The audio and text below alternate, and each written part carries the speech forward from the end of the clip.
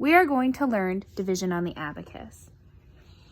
The key terms that you need to learn for division are first, the dividend, which is the number that is to be divided into equal parts. Second, the divisor, which is the number of equal parts the number is divided by. And third, the quotient, which is the answer.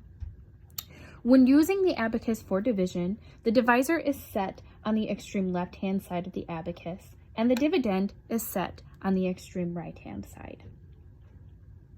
The quotient is written towards the left of the dividend. There will be 2 empty rods to the right after the quotient is written, if there are no remainders. If there is a remainder, there will be 1 rod between the quotient and the remainder. After you set a problem on the abacus, you must decide where to place the quotient.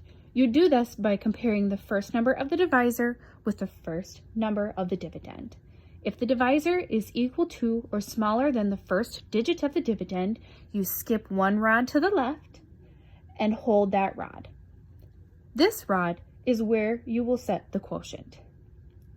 If the divisor is larger than the first number of the dividend, you will place your finger to the immediate left of the first number in the dividend. Hold that rod because it is where you will set the quotient. Let's do an example. Our division problem is going to be 92 divided by 4. On the extreme left-hand side, you set the divisor of 4, and on the right-hand side, you set the dividend of 92.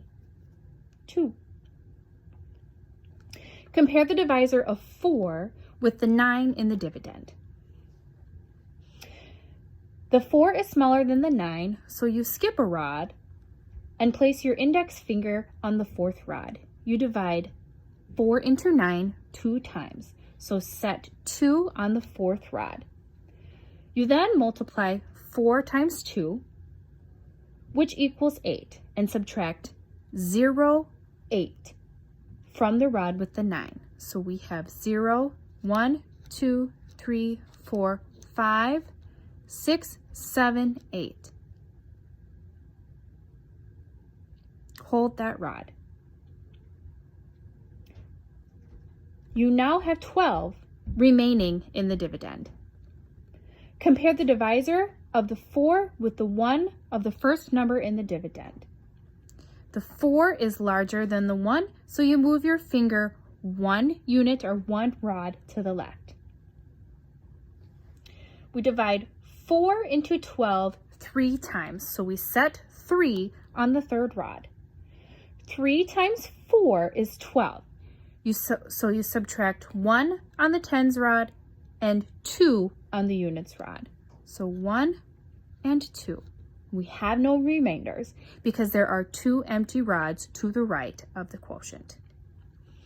If you did have a quotient with a remainder, you would always have 1 empty rod between the number of the quotient and the remainder. So let's say our answer was 23 with a remainder of 7.